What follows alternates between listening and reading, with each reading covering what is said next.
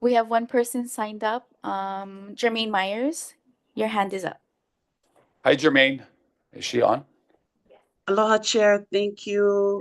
Nice. Okay. Hello, Jermaine. Aloha, Chair and Trustees. My Hey, name hey, is Jermaine. Since Can you you hear cannot see me? the timer, Oh, I'll let you know when you have 30 seconds left, if that's okay. oh, yeah. Okay, that'll be Okay. fine. Yeah, Okay. go ahead. Aloha, Chair and Trustees. My name is Jermaine Myers, and I'm an OHA beneficiary for Beneficiary Advocacy and Empowerment. I am also a Nanakuli Hawaiian Homestead lessee. My testimony on action item 25-01 is in reference to testimony time limit of 3 minutes, subject to further extension by majority vote, Article 9, meetings, Section F2 and F3. 3 minutes for each agenda item and allowed such time to be extended or restricted for all testifiers on each agenda item and allowed such time to be extended or restricted for all testifiers by a majority vote. My concern about this specific action item are as follows. As some beneficiaries testified yesterday, who is OHA serving? Also yesterday, testifiers were given 5 minutes. Would some beneficiaries feel their voices are welcome with a restriction to 3 minutes? As Ho'ike stated, OHA is the fourth branch of government. I consider OHA a hybrid, a state agency, and a Hawaiian trust. For beneficiaries to feel heard, I ask that OHA adopt bylaws to mirror DHHL's Administrative Law 10-2-11 and 10-2-12 if you're going to be reducing it to 3 minutes. DHHL's Administrative Law 10-2-12 states, persons who have requested to appear before the Commission at its meeting, as provided in Section 10-2-11, will have 15 minutes to present such information, data, material, and testimony relevant to and as set forth in the request. The chairman may provide additional time if so desired by the requesting person and if time permits.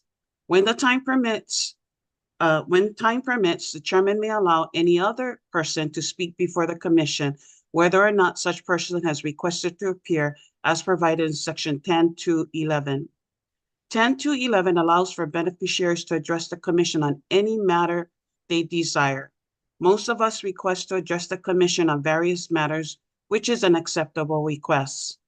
According to the admin law, beneficiaries must submit our request to the chairman at least 2 weeks before the commission meeting. Upon receipt, the commission secretary responds with a confirmation and approval of our request. At that time, the chairman includes the beneficiaries that requested to address the commission on the commission meeting agenda, specifically J agenda items. DHHL has a place on their website to submit our request and a table with the deadline dates each month, 2 weeks prior to the commission meetings. Chair, at the last board meeting, when you informed the board that you were considering lowering the minutes per each testifier, you also informed the board that you expect each trustee to restrict themselves to speaking within 5 minutes as well. You would start tapping your gavel to indicate that they must wrap up their thoughts. Chair, we didn't elect our trustees to be censored and restricted. As the committee's report to you regarding action items, the committee had full and free discussions. I humbly ask you to not restrict our trustees from full and free discussions. I look forward to sharing later with you my community concerns and celebrations. Kia kuapu, God bless all of you. Thank you, Jermaine. Thanks for your testimony. Before we begin, I just want to say a few things that I believe the trustees have the legal authority to adopt bylaws pursuant to Hawaii Revised Statutes 10.4.1 as amended. So I believe that power is vested in the Board of Trustees to establish its own bylaws and to internally govern itself as it sees fit for a majority of the board. Bylaws require 2 readings. They require a supermajority to pass. That means that 6 votes. It's my intent, if the bylaws, after the discussion we have, any proposed amendments are adopted or not adopted, that we move our bylaws to the next agendized meeting. We'll get an opportunity to go into executive session with our board counsel to discuss any issues or any clarification that trustees might need before taking a final vote on adopting these bylaws at our February 6th meeting, if it comes to that. So at this time, I want to recognize interim general counsel Everett Ota to go through the bylaws that Everett had an opportunity to draft. Okay, thank you, Chair Kahele, and good afternoon, trustees. So I'll just briefly go through the action item 2501, which presents a summary of the changes. Also for your information, provided as part of action item BOT 2501 are 3 attachments. The first of which is a clean version of a revised draft BOT bylaws. The second attachment is a red line comparing the revised version, the draft version, to the version of the bylaws that was adopted by this board at the end of October 2024. And then finally is just a clean version of the existing bylaws. So all of those documents are there for your referral and reference. Generally speaking, there are several bylaw, I guess, revisions, and then in the action item, they're just summarized for the changes, as well as the reference to the article and section that are being proposed to be amended. The first one being relating to an additional vice chair position, and then a revision to the responsibilities of the BOT vice chair. Additional language relates to the succession of leadership of the board in the event of a vacancy in the BOT chairperson or vice chair. Additional revision to the officers to provide for the chairperson emerita emeritus designation by a majority vote of the board. Removal of a standing committee chairperson or vice chair by the board chairperson with the approval of the board. Just clarifying that that is also part of the appointment process provided under the authority of the chairperson. But also, again, making that still subject to that same provision relating to approval by the board. There is a revision proposed to explicitly provide for the committee chairperson to set the respective committee agenda for that standing committee in which the chairperson presides over. This, of course, has been a past practice of this of the committees, but just again making that explicit in the bylaws. Additionally, there's explicit succession language for a committee vice chair to take over in the absence of a committee chairperson. Again, that might be the expectation, but it's now being made explicit in the bylaws. A new section refers to the referral of matters to a committee by a majority vote of the trustees. There was a provision for providing that upwards from a committee to the full board. This just provides for the reverse of a matter down to a committee with subject matter responsibilities by a majority of the board, just for it to be included on a standing committee agenda or a committee agenda for that matter. And then the final 2 revisions relate to the presentation time allowed for agendized matters, either as a presentation that's agendized, given by a representative, either from administration or community organization that's been agendized for a meeting, and providing for that 15-minute time limit subject to extension by the chair. And then testimony limited to 3 minutes with further extension allowed for by majority vote of the respective body. There were also several changes that were made to the bylaws to conform the requirements for testimony, particularly written testimony, to ensure compliance with sunshine. There were requirements that these written testimonies be given ahead of certain time period ahead of time before the meeting, but that's actually not provided for. That's not something that we can require under sunshine law. Of course, sunshine law would trump the implementation of those provisions under the bylaws. Nevertheless, we're ensuring that those pieces are sunshine law compliant. Oh, sorry. There's additional ones, specific responsibilities added to the chief of staff and board secretary positions, further clarifying what's more or less been the practice and in place by the board or under the chairperson's office. Clarifying language to update the ethics training reference to be consistent with requirements under the state ethics code that have been revised since I think this provision was initially put into place, just requiring live training by board members, and then additional clarifying language to provide for removal of meeting participants who may be disruptive to the meeting that are impeding the board's business, again, as allowed for under sunshine. So that's a summary of the changes that are proposed in this action item.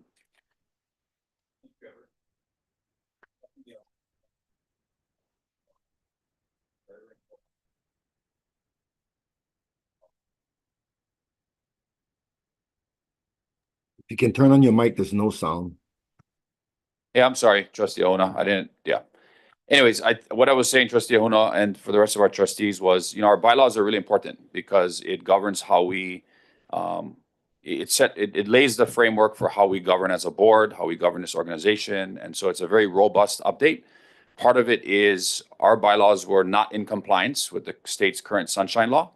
And Everett first brought this to my attention in maybe mid-December, that it should be addressed and updated. And so taking the opportunity to just clean things up, make things reflective of what current law requires, as well as adding additions to our bylaws that I believe can help the board govern and improve that governance, I think is important. And so thanks for your update. We'll leave it to our trustees now for discussion, questions from Everett, and ready to recognize any trustee. Trustee Ahuna.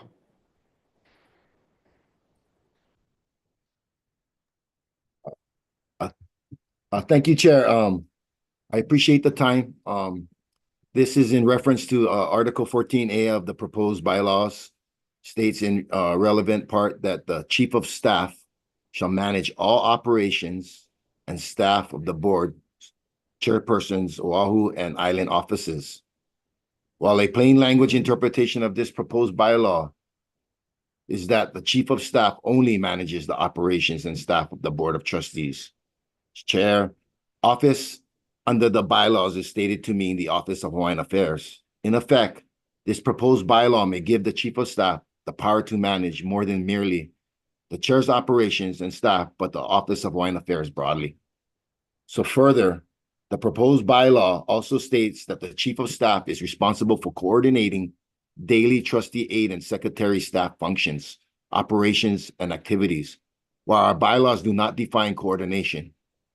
In Merriam-Webster's dictionary defines coordination as the process of organizing people or groups so that they work together properly and well. This is a problematic as the use of coordinating in this particular context easily could extend to management, as the process of organizing people innately is managing them, as management is defined as the process of dealing with things or people. Therefore, this proposed bylaw could be construed as de facto granting the chief of staff the power to daily manage trustee aides and secretary staff. I disagree with this proposed bylaw, Article 14A, as our trustee aides are hired and managed by us trustees and not anyone else. Thank you. Thanks, Trustee Ahuna. Any other trustees? Trustee Akaka. Oh, I'll let be Trustee Aquino. Trustee Aquino. Thank you, Chair. Appreciate especially the attention to bringing us into conformity with sunshine law and the necessary updates that have been long overdue. I'd like to comment on the statement made by our trustee Dan Ahuna.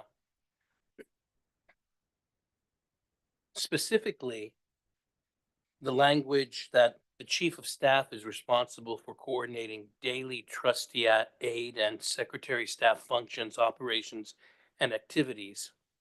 That language may suggest that the chief of staff has authority over the trustee aides and secretary.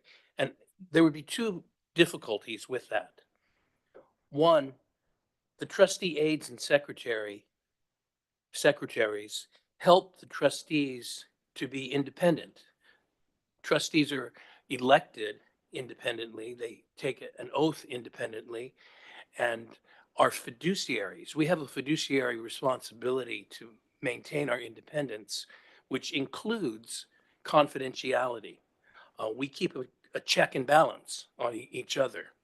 So to have our office and the staff who handle our confidential matters be accountable to the chief of staff and thereby to the chair may compromise that independence needed for fiduciary oversight.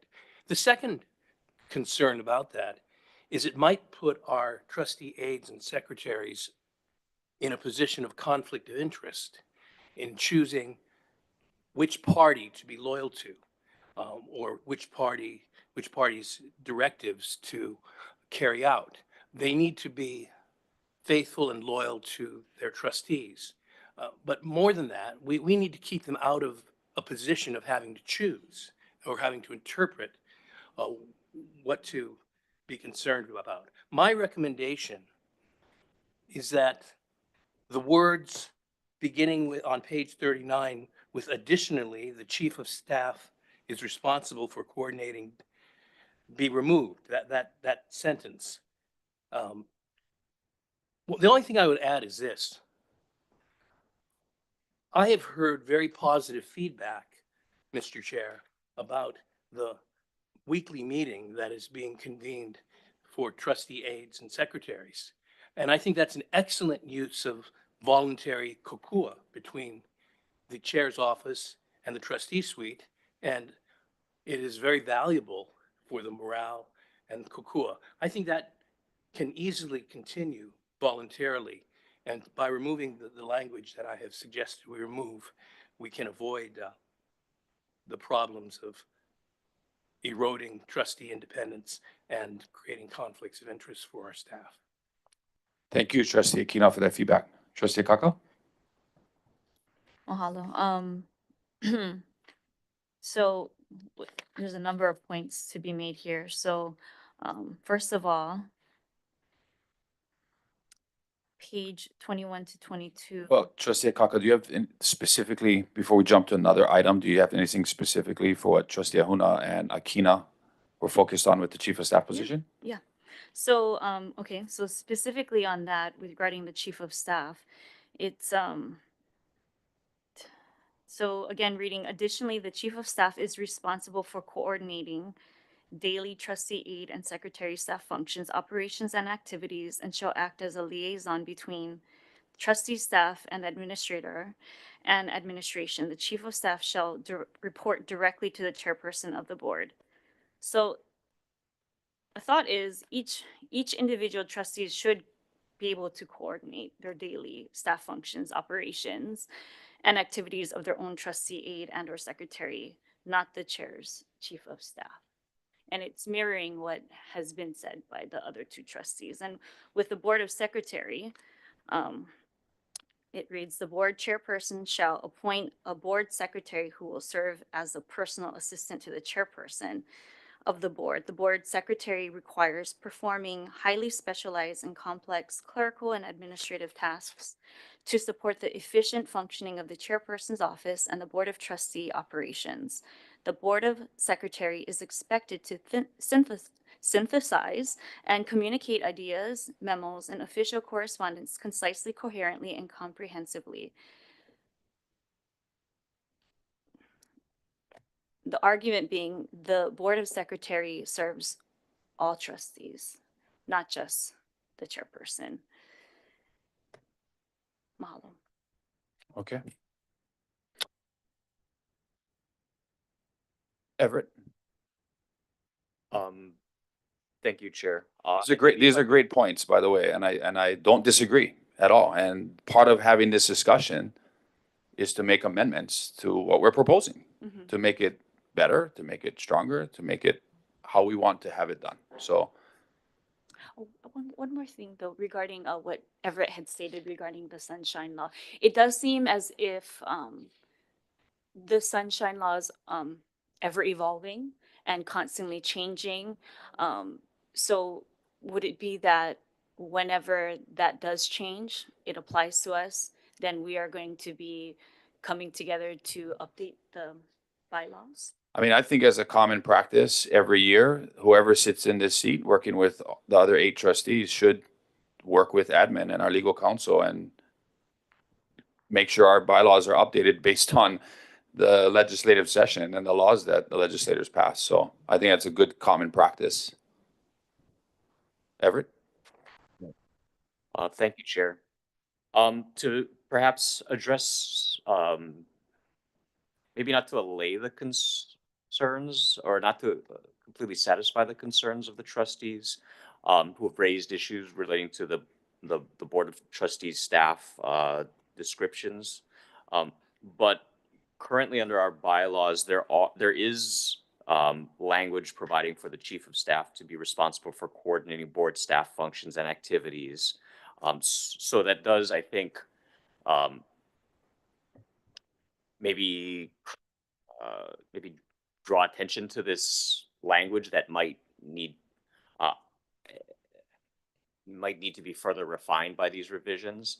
I guess I'm saying that there is language relating to this coordination. It hasn't resulted That in already a exists. change to or a concept, I guess, that yes, the board of the chairperson's chief of staff, manages or otherwise supervises.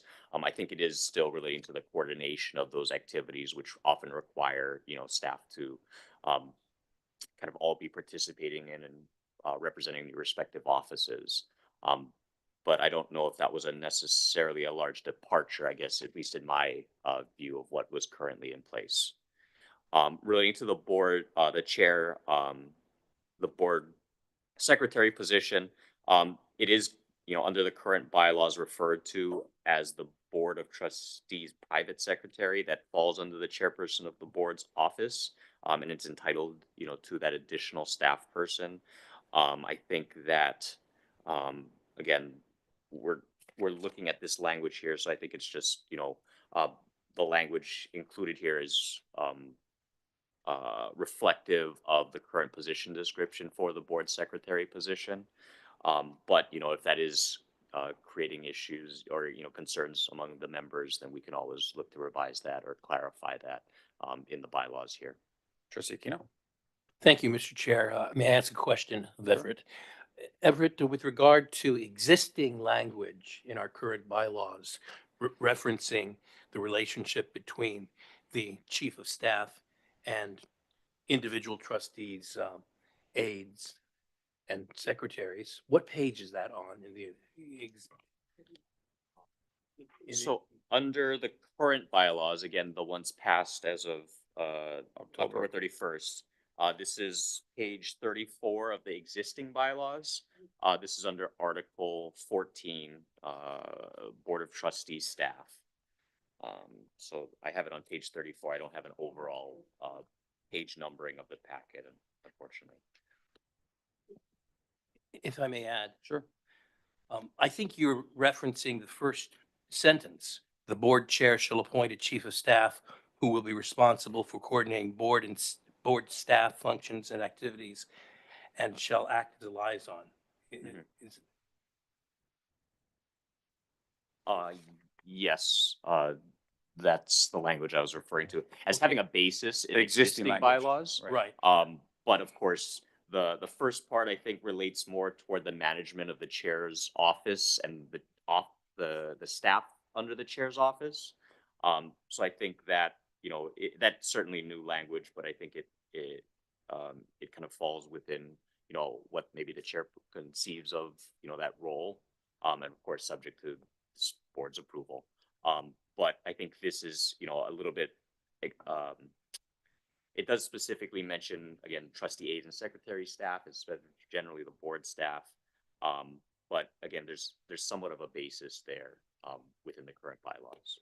And with reference to that basis, the language that is in existence now is broader than the language being proposed. It states the chief of staff who will be responsible for coordinating the board staff functions and activities. I see the parallel, the use of the word coordinating. But if we go to the proposal, it's a far more specific statement. The chief of staff is responsible for coordinating daily trustee aide and secretary staff functions, operations, and activities. That's a significant addition. I think that we're all in favor, and I mentioned before, I'm very appreciative of the weekly staff meeting. We're all in favor of having the chair's office coordinate functions, the word coordinate. But the specification in the proposal is daily trustee aide and secretary staff functions, operations, and activities. That's highly specific, referring to the use of time and the nature of activities. And I would suggest that our practice here at OHA has been to allow trustees to make that determination. Therefore, I think it should not be included in the changes. Thank you.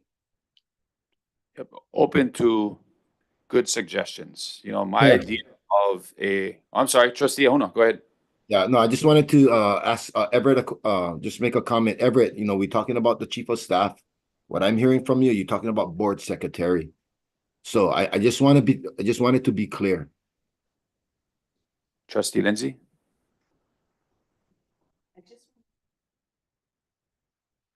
I just want to say that there's no question, Chair, that there's been a lot of buzzing about, especially this part of the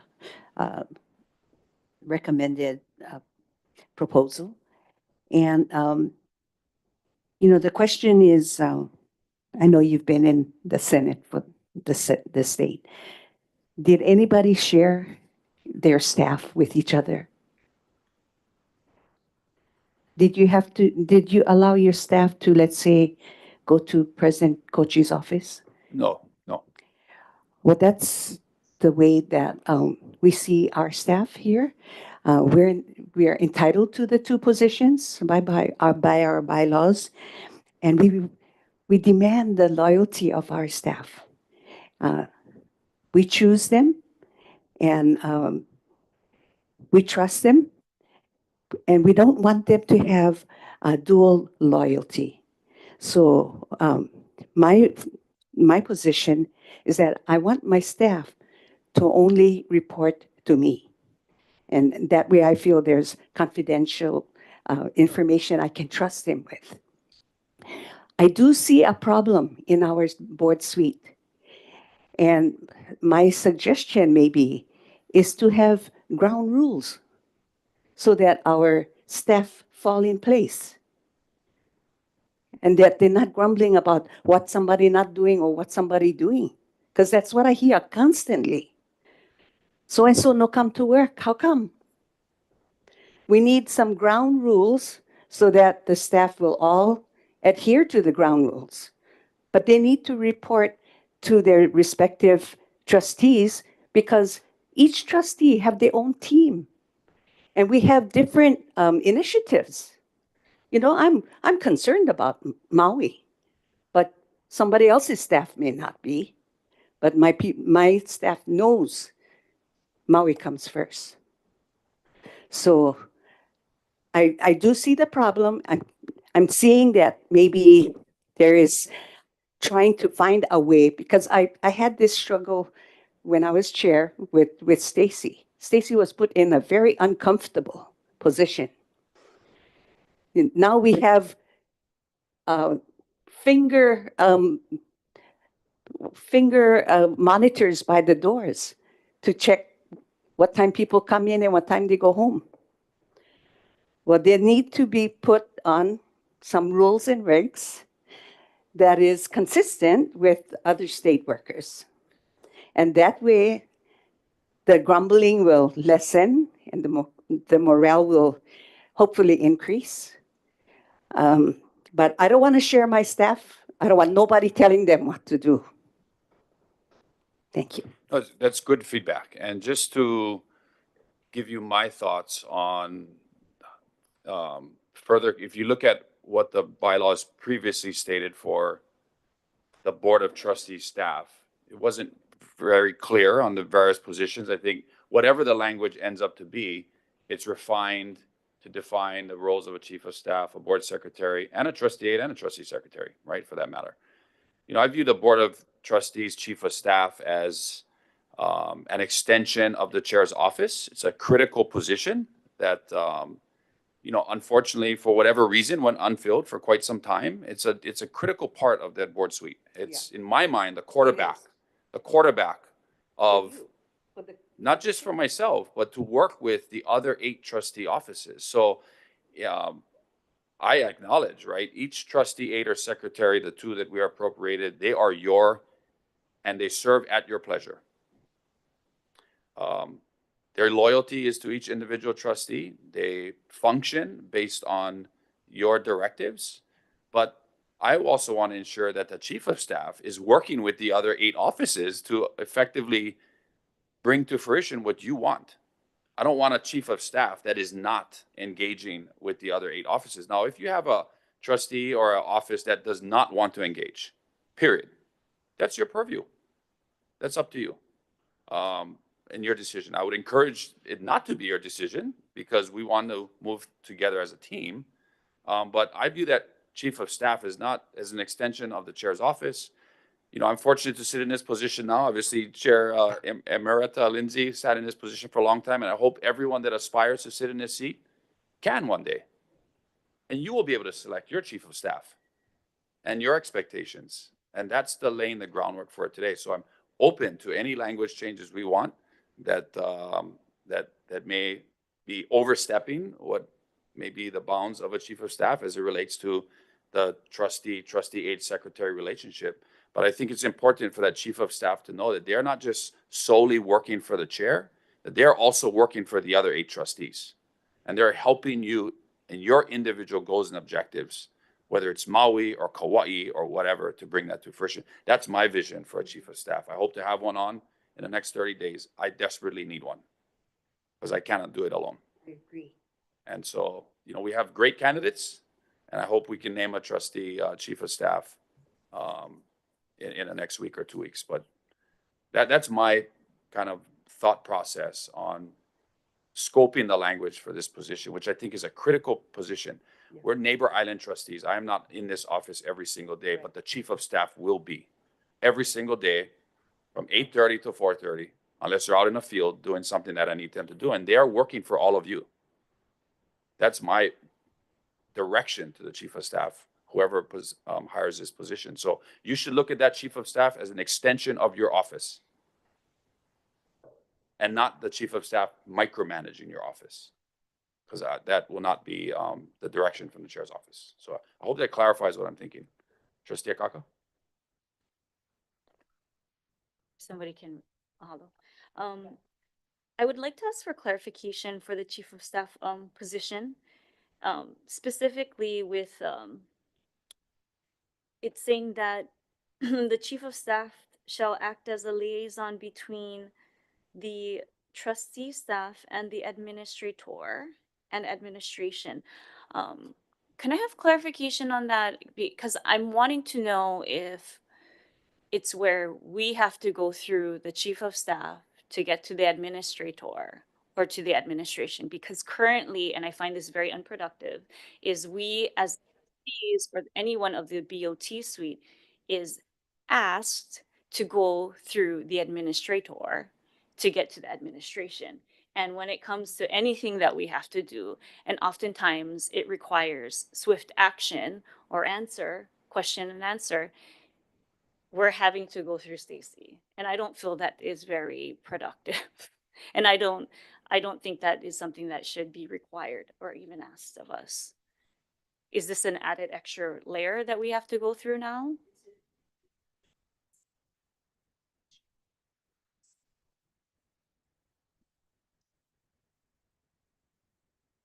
If could Everett.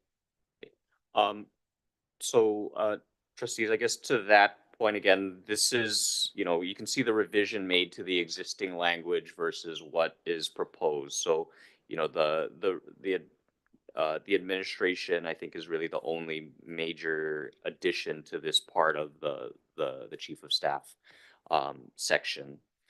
Currently, the board, the BOT staff interaction policy guides, the general interactions between members and the administration. And that policy has been in place for a number of years through multiple OHA CEOs, administrators. And might I add that no one at this board voted on to have that, to be in compliance to that. Yeah, thank you. Thank you. So I think that is, also reflective of the overall structure of OHA as well, where the CEO is responsible for the overall staffing of the agency. It's, I think, also reflective of just the general need to ensure that, the directives and requests are being routed through, the administrative organizational structure. That's not to, I think, downplay, the significance of the issues that the trustees are working on, or information that they're seeking. But I think it's also, again, based on this historical operation of the administration, how things just get routed down through the organizational structure. So it's to ensure that, things are properly attended to, they're prioritized, and that there's people responsible for the information or requests coming down, and that there's also kind of accounting for, the the hierarchy, I guess, of the organization, and making sure that we're aligned with how we're responding.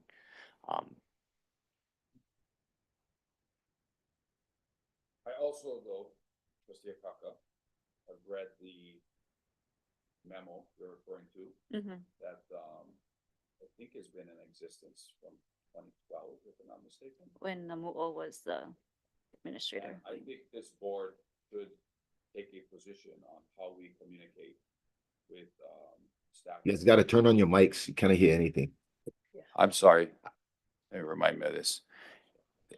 Anyway, Trustee Ahuna, I was referring to the communications memo that has been in existence for quite some time, and I do think that communications memo should be updated and come from this board to direct the admin and the CEO on how trustees communicate with staff, and when they communicate, and the nature of that communication, depending on the urgency of it. It also, I think, depends on the roles each trustee plays in terms of the duties and responsibilities of the committees that they're chairing or vice chairing, the staff and admin within that purview of that committee. For example, budget and finance and beneficiary advocacy empowerment. So I think that memo needs to be updated, and that's on my list of things to do and hopefully bring to the board. But I think Trustee Ahuna's been. Oh. I'm sorry. I don't know if it was truly answered. Hey, was first. Sorry. Like, so do we have to go through the chief of staff to then talk to administration or the administrator? No, not to the administrator. I believe the chief of staff is coordinating communications between board staff, board trustee staff, and the administrator. So I think you all continue to have, even under this revision, a direct line to the administrator CEO. Individual trustees. Individual Yeah, trustees. I mean, the language as exists is "and activities and shall act as a liaison between the board staff and the administrator." What was added in was trustee staff, which I think board staff assumes it's trustee staff. It just makes it explicit, and administration. Administrator, I would refer to as the kapuana, but that doesn't talk about anyone else outside of the kapuana. So that was that clarification. But words matter, and individual words matter to the point of this discussion. And so opening that up for amendments more than warranted. Anyway, trustee, Wahe. Thank you, Mr. Chairman. I'm wondering, I don't know, I'm interpreting the changes the same way everybody else is. But it seems, I don't know, to me, it seems so absurd that you would even have the trustee, the chief of staff responsible for coordinating the trustee aides' daily activities and operations. That I feel like I can't be, I must not be understanding it correctly. Was that was the idea that the chief of staff would in fact do that, like coordinate their daily activities of the trustee aides? And if so, how would that work when the trustee who they work for are telling them different things than the chief of staff, right? I mean, that makes no sense. Therefore, I must not be, I'm assuming I'm not understanding it correctly. It must not be that. So what exactly was the intention with that policy? Like, how would you see that working? The chief of staff would do what? Coordinate? Is it like, would they coordinate? Yeah, would it coordinate functions between the board and the trustees, or just everything, every function and every activity that the trustee aides do, they would do that? And also the thing that Kali was talking about, the liaison between trustee staff and the administrator, there is a big difference between the board staff and administrator, because the chief of staff is like the highest person under the board. So of course that would be the person, that'd be the liaison between the board staff and the administrator, because otherwise you have a bunch of staff communicating. But when you put trustee staff, that means all of a sudden, yeah, we have to now go through, it sounds like what Khalid said, like we have to now go through the chief of staff, our staff does, to meet with the administrator or communicate with the administrator, which I don't know how, I mean, I guess that wouldn't be, that part wouldn't be the end of the world, but I don't know why that chief of staff would want to have everybody's aid going through them to meet with the administrator and coordinating that to begin with.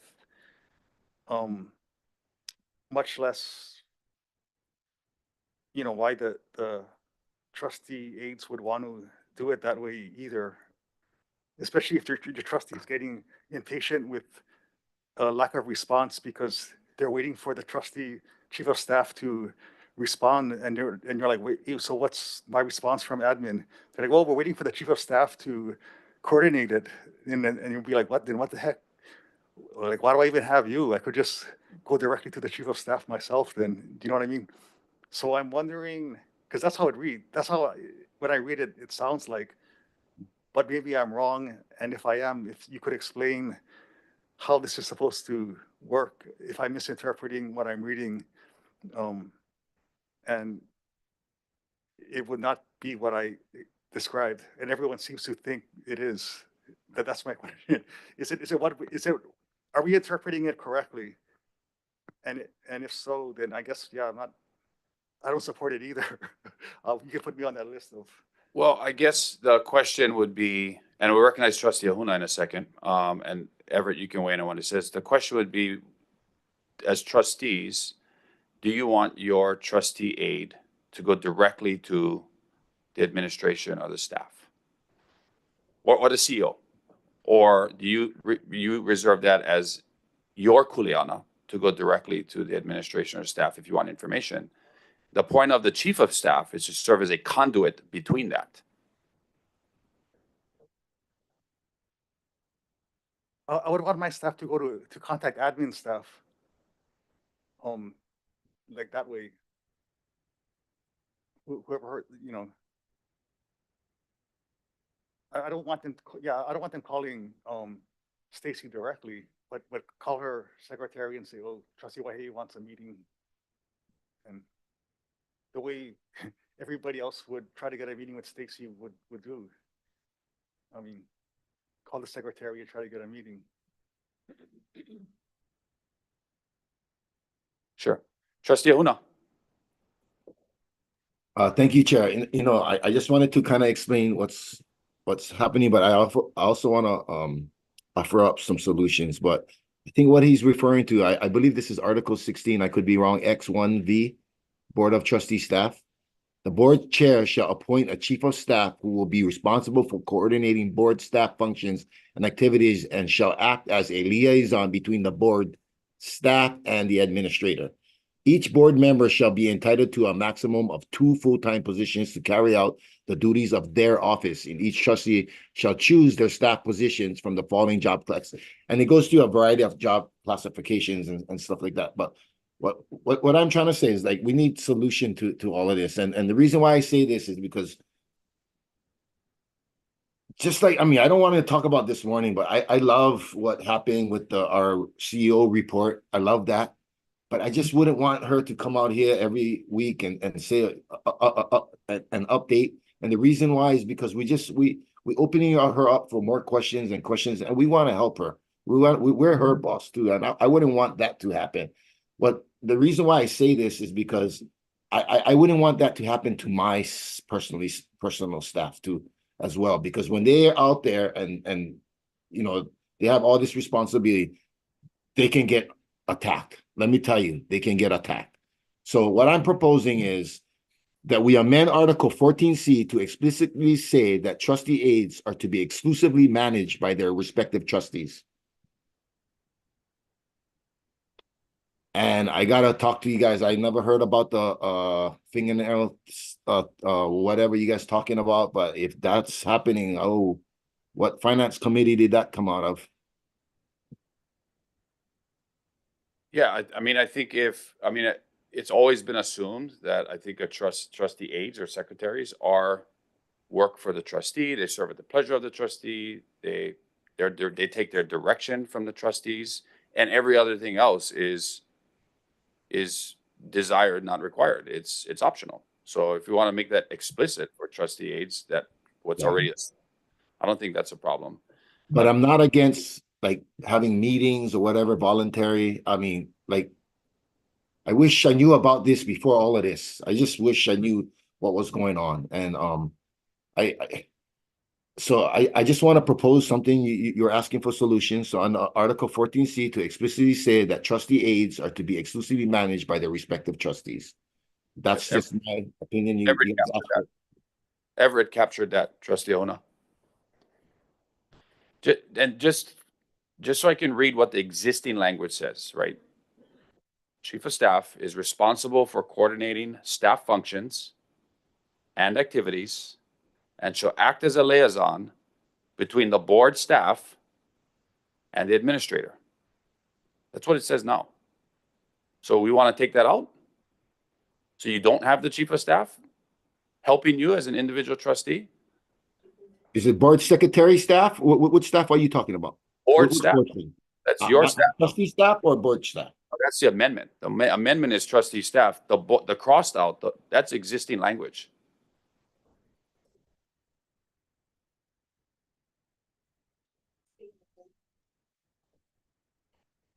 The whole point of wanting this line in, we got to consider the administrator too. She cannot be answering every single telephone call from our staff, but she needs to be attentive to all 9 of us. That's the difference. So I think it's helpful for the chief of staff to assist our staff. But there are some people in the administration that want the direct connect between our staff and them, especially the financials. They want to say, hey, you never turned in this document or whatever.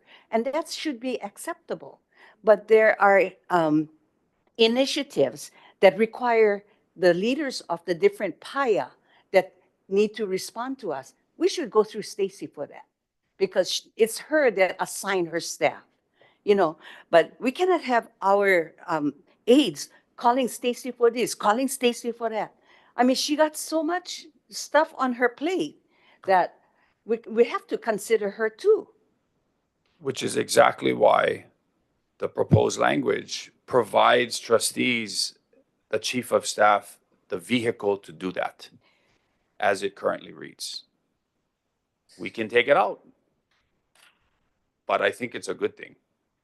Well, I think it's the managing of our staff that we cannot handle. And that's, I heard a trustee Aquina read such a thing. I don't have it in front of me. But and me too, I got affected by that. Because I won't have anybody manage my staff. Sure. And I don't think anyone is suggesting that. Okay. Trustee Wahe? No, I guess, okay, that's a question I'm trying to get to the bottom of.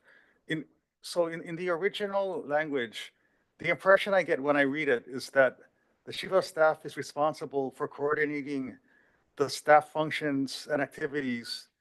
I read that as, and be a liaison between the board, the board staff and the administrator. I don't, I read that more as like they coordinate the activities between admin and the trustees, that they're coordinating those activities. Not and they're the liaison between the board chair and the administrator. Like they're the main point of contact between that. The new one reads like it's they're like running the daily activities of all the trustees, aides, and secretaries, and that they're the point of contact between the individual trustees and the administration. And I'm wondering, am I misreading it, or? No, I think, all your points are well taken, and I think that language, daily trustee, aide, and secretary staff functions, can be modified or taken out. It's a good discussion that we're having, and I'm completely fine with that. The rest of the language, I think, speaks for itself and reflects what exists in current bylaws now. It just tightens it a little bit more to ensure that the chief of staff can act as an additional vehicle, right? My opinion is any board of trustee, any trustee that sits on this table can go to any staff at any time, especially the CEO. If you need an answer, you should be able to get that answer. But to Trustee Lindsay's point, we can't have multiple inquiries overwhelming our staff. And so we have additional vehicles for that, the chief of staff being one of them. Yeah, and to Trustee Akaka's point, that 2012 memo was never passed by the board. Sure, yeah. So if it's going to be renewed, it should be discussed here. Absolutely. Yeah, thanks. I think that was on my list of things to do, and we should bring it to this board and establish a clear communications policy that meets the intent of what we need to do, but also ensures that things that have happened to other boards in terms of severe micromanaging that led to, Well, you can tell by not the good CEO, things, that we don't want that either. So, and I'm sure Trustee Aquina can say a few words on that, and that's not our intent. Yeah. You have a recommended amendment? Well, of course, you're not doing an amendment, but a recommended language change that captures the spirit of this discussion in terms of the chief of staff, Everett?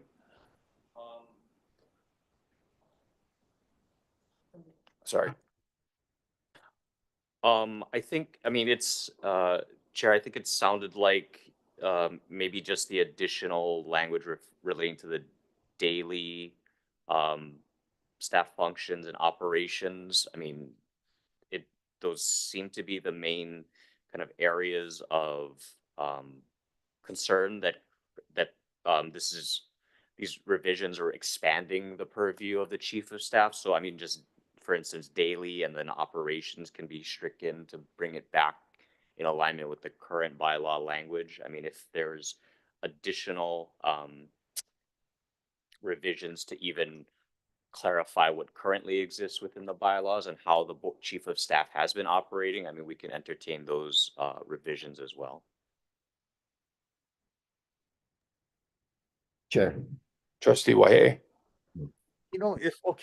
If you're adding this language that the chief of staff shall manage all operations and staff while coordinating the chairperson's activities with other trustees' offices, then why do we need this additionally? They should be coordinating aid. I mean, like that already coordinates the activities between the chair's office and the trustees' offices. So why do we need this whole thing about them coordinating all trustee aid, secretary, staff functions at all? Like, doesn't the first part already give them give them enough to coordinate things between the chairperson and the trustee offices? Like, Trustee Ahuna? well,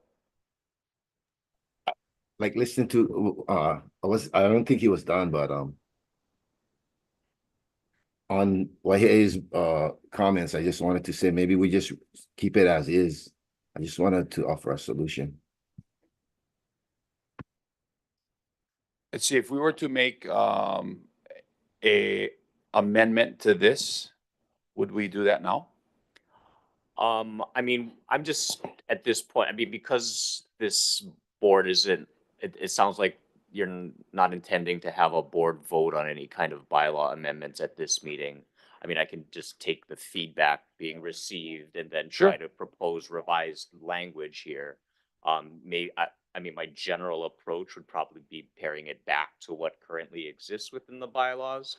But I mean, to Trustee Waihe's last question, I think you're looking at coordinating that new coordination language being coverage of. Okay. Yeah. So I think it's still, I don't maybe purport to understand, the Board of Trustees suite functioning, as well as you all or your staff.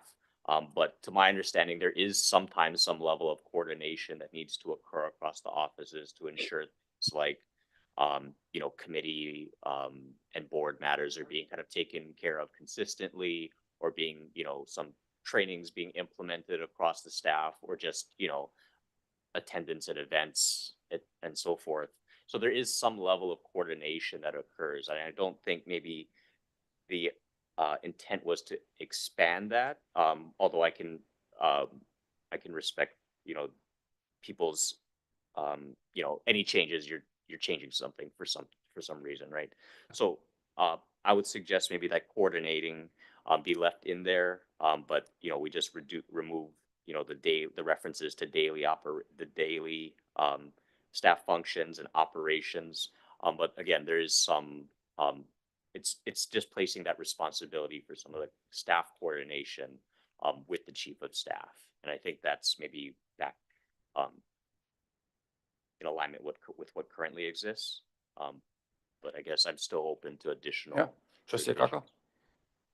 Mahalo. I think simply said, what I'm sensing is that, and I think we're all feeling this way, is that the board, the chief of staff will be there to support our board suite in general, but not where our trustee staff are put in a position where they might be in conflict, where the chief of staff is expecting or asking them to provide a certain daily, weekly, monthly, or whatever function. However, their personal trustee is asking for something at the same time that needs attention.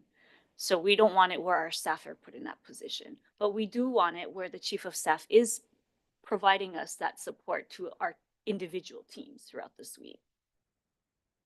So I think what the language would read is really going back to the original language. It would read, additionally, the chief of staff is responsible for coordinating staff functions and activities and shall act as a liaison between staff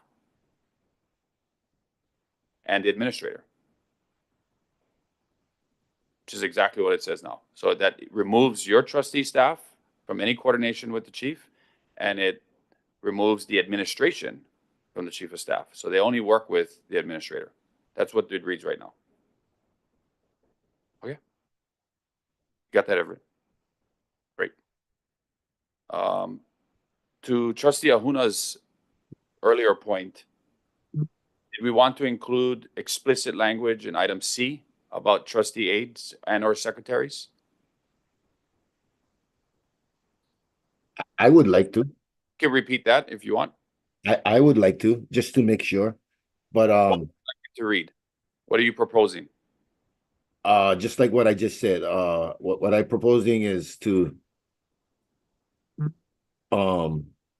same as well, I would like the same proposed language, but if we have to, wait, let me see what I said. Hang on.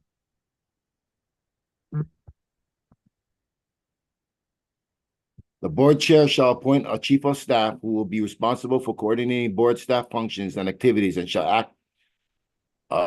Sorry. Wrong one. I actually just read it. Okay. The current language is very different, right? But I'm so sorry. I mean, I talked about, I lost my notes for some reason. I just think our trustee aides shouldn't be under the management of anybody but their own trustees. But I'm hoping that trustee aides are to be exclusively managed by the respective trustees, and that's what I said earlier. So I mean, So maybe Everett, you can wordsmith something, incorporate something to present to the board, and we can review it at our next board meeting. but my point before you asked me the question, I was trying to say is this is only the first reading, right? Correct. I don't. Did we hear any motion? I only heard you read it, but No. I didn't hear. So I don't think we have to do anything, right? Today, is that what you were asking earlier? No, not at all. Everett is capturing all the feedback, and he'll incorporate it and repropose it for trustee input. Trustee Galter? Everett, as you go and craft whatever you're going to craft, let's make sure that we remember that the chief of staff is an ally. He's an arrow, or she is an arrow in our quiver. We get to let out so that when we give our staff an assignment, we get back the answer sooner than later. And that has been a point of contention, because now you got to go up the ladder, then you got to go down the ladder, then the ladder got to go up again to get back to us. I expect an answer in the next day. So as an example, I'm going to give my staff, okay, I got to find something out from grants, call them. They're going to give the answer, they're going to come back to me. Now, if I cannot get an answer from grants, then perhaps I got to call the chief of staff, who's going to get the answer for us or for me. But let's always remember that the chief of staff should not be a hurdle. It should always be an advocate for what we're trying to do. So as you kind of craft whatever you're going to craft, just kind of remember that. Okay, we don't need no acrimony with our own internal leadership, and that chief of staff got to know what we want. That chief of staff should know exactly what every trustee is serving for, their own personal agendas as well. I know that's a lot to share, but as I was listening to the discussion, I wanted to add that. And thank you, Trustee Galataria. And just for our trustees, it is exactly why I didn't name a trustee chief of staff within 24 hours of becoming the chair, because I want it to be an open process. I went through HR. We wrote out a very long job proposal and duties and responsibilities. Corey and his team have posted it. We've reposted it. We've had to increase the salary, to Trustee Akaka's point, because we were unable to get a broad pool of applicants. And we're going to put each applicant through a rigorous interview process and score them appropriately, and finally pick the best person to serve all of you. And that's the way that I'm leading this board. And I hope it's something that others in the future that get a chance to sit in this seat will do as a best practice. Trustee Waihe. Thank you, Mr. Chairman. So Everett, again, my original question, because the scenario that Trustee Galataria put forth, no, that's That's very good. So what I'm wondering is that what you guys were trying to, is this what the amendments were trying to say and we're misinterpreting it? Where it's not that we have to go through the chief of staff to meet with admin, it's that we can use, like, it's being offered as something that we can do if we want to, but we don't necessarily, that it's not required to do, like the situation Brickwood described. Was that what you were trying to do with this description? Yes. Because that's not a, so that's not, Yes. okay, if that's the case, that's fine. But if you could try to make it, that it's not a requirement for us to go through the chief of staff, but that that the chief of staff will be available to us if we want to, do that. And then it's, I don't know, I mean, I'm not quoting, in policy terms, but, yeah, so I don't, I'm not against, what you guys were trying to do. I just was trying to understand it. Yeah, I think we got good feedback on this. So if the intent of this wording is to tighten it up and to make things more sensible or productive, I'm for that. Trying to figure that out. What I am not for, however, is something my grandfather, having served in U.S. Senate, he would talk about with me, is something called red tape. Red tape, whether it's military or so forth, is that veterans have to go through all these processes are in place. However, the final product or the need is never met in a timely fashion because of that. Therefore, it makes it unproductive.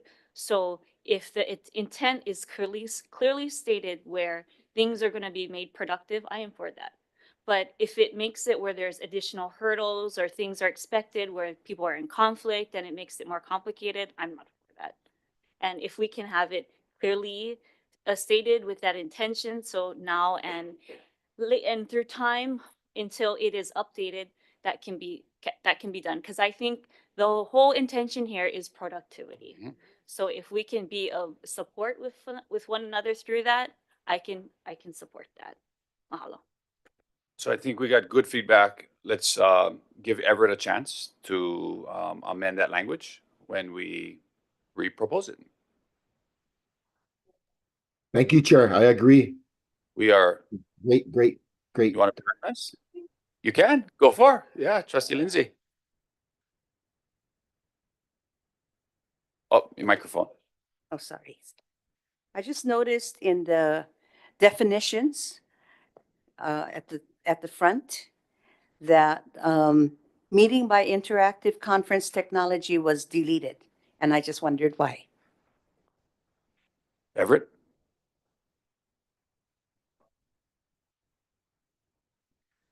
Thank you, Chair. The reason why that was deleted was because it referred to a specific type of meeting by interactive conference technology, and that was one that was happening in a non-public venue. So there's a specific reference to this section that's not inclusive of the type of meetings that we currently hold via interactive conference technology. So this one refers to 3.5 as opposed to 3.7, which is how we normally hold our our remote meetings like the one we're currently in. So it was just removed because this specific reference to It's a like a meeting via grant. interact, it's already provided for under Okay. Sunshine Law.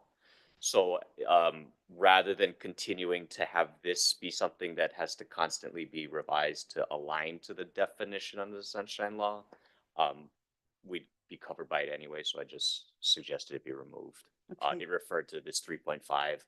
So then rather than adding additional sections that are different types of interactive conference technology meetings, I just had to delete it.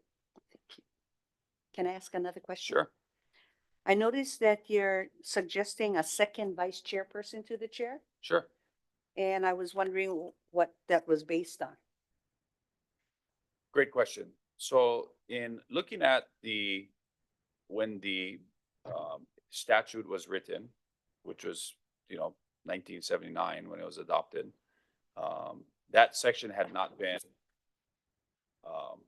amended, and the duties of the board, as maybe envisioned when the board was created, have, I think, grown exponentially, and the responsibilities of the trustees have grown exponentially. So the opportunity to have specifically two vice chairpersons that have distinct responsibilities and duties to the board was something that I wanted to bring to the board for your consideration.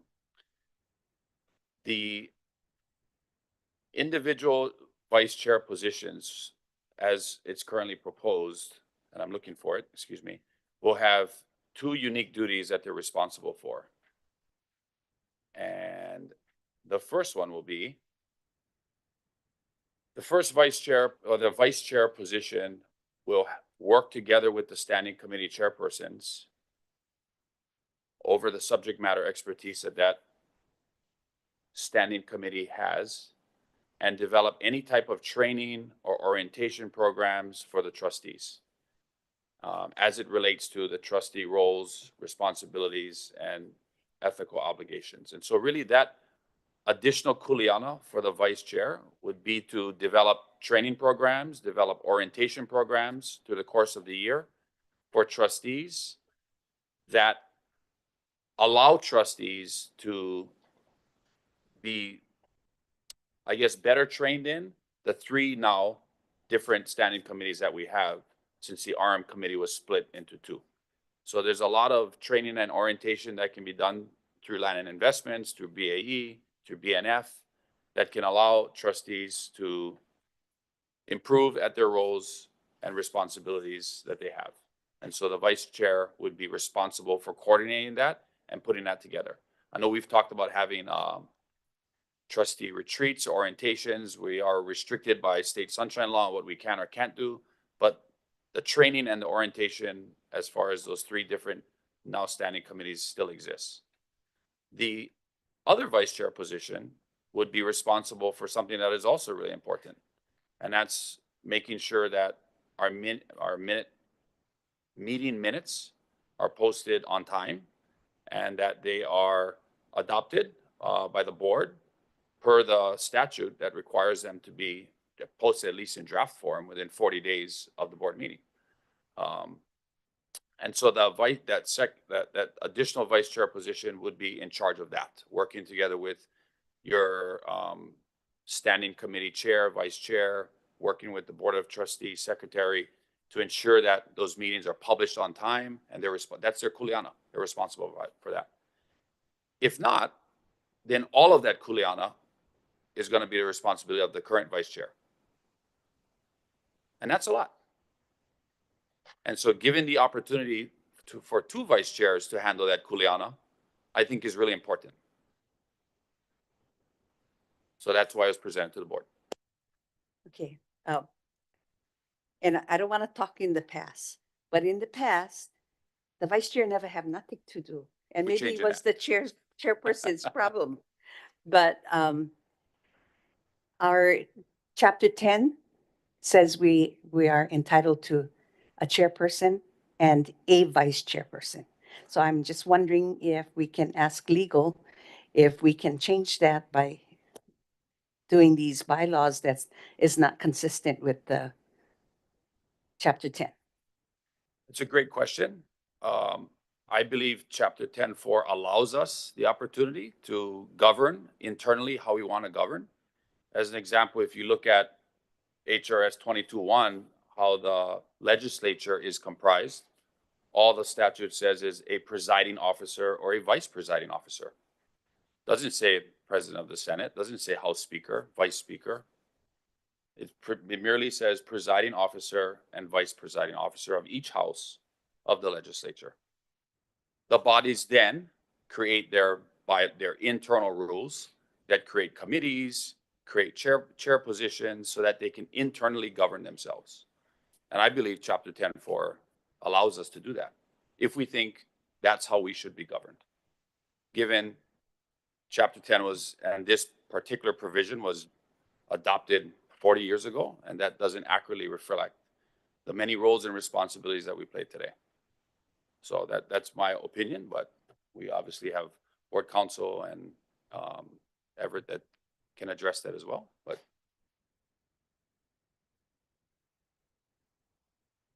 oh,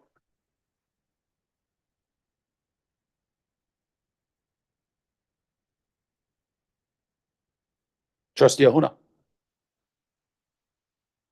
Thank you, Chair. No, you guys bringing up a lot of good questions and comments. I don't want to like what Trustee Galatieri was explaining.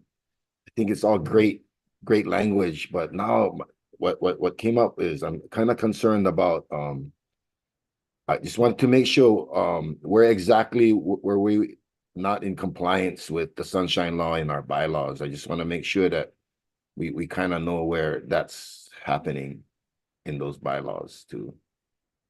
Is that something that we can be answered? Is your question for Everett? Everett? I think there's multiple places in the bylaws that are being updated to reflect the current state sunshine law.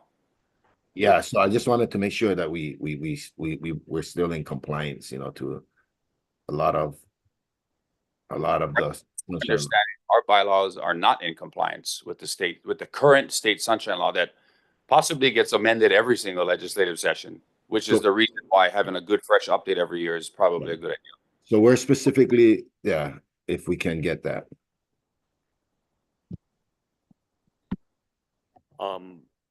To Chair, I'm sorry, to Trustee Ahuna's question, Chair, the specific provisions I'm looking at are, the requirements to provide advanced copies of testimonies 72 hours before a committee or board meeting.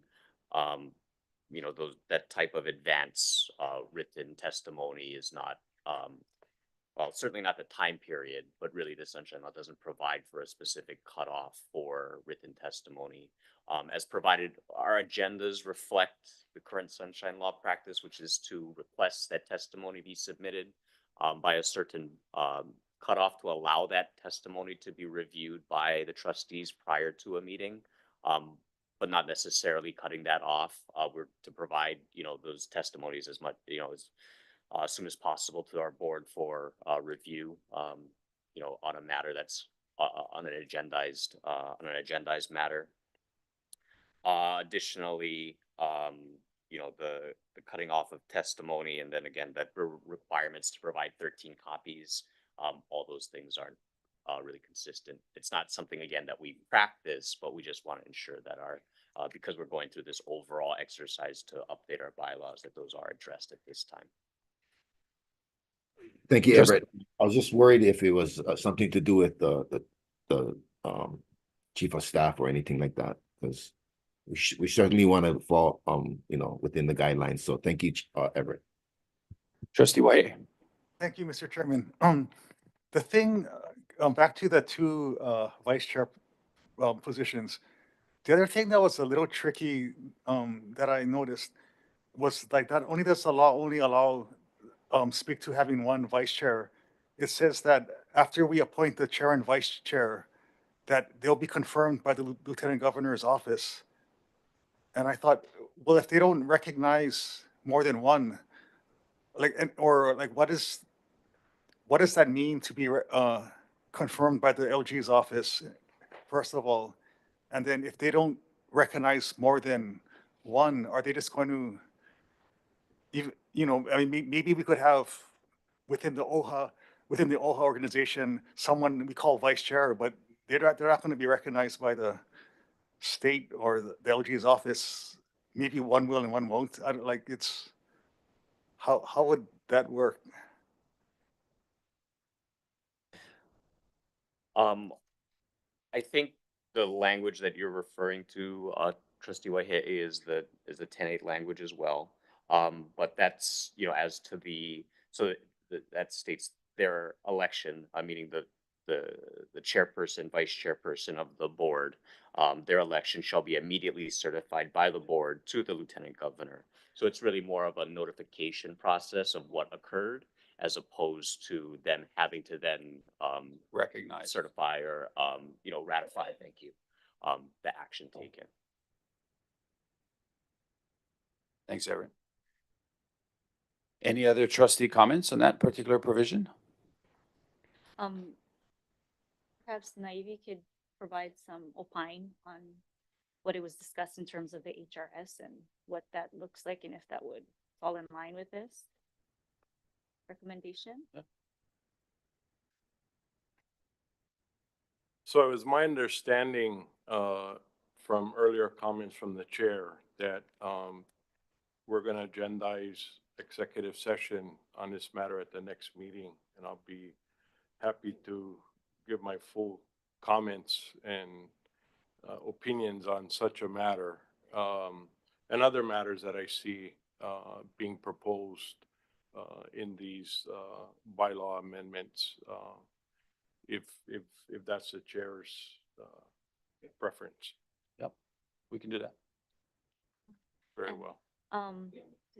Are we, is this opening the door to where we're looking at possibly where there's a co-chair of the board or co-chair of committees or co-vice chair of committees or co-chair or co-vice chair of ad hocs or permitted interaction groups? Is that the direction that we're looking to go?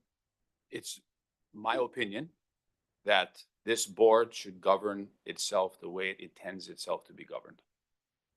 And if that's something that a supermajority of the board would like to do, sure. Do we feel like we need to ask the legislature how we need to be governed? I don't think so.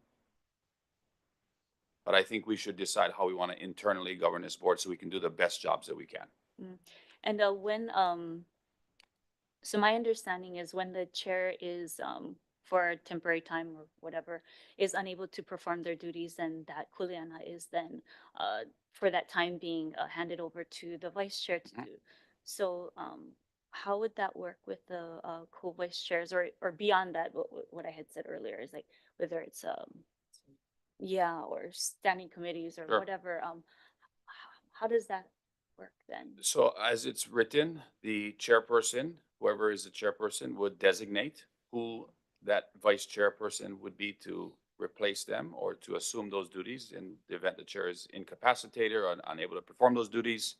And that designation would reside with the board council. And in the event that that is triggered, then the board council will name who the interim chairperson is based on the chair's direction. And what was mentioned earlier and what is written here is regarding the developing of training orientation programs for trustees and so forth. And I do see that mirrored in what is removed in, I believe it's under the ILM committee.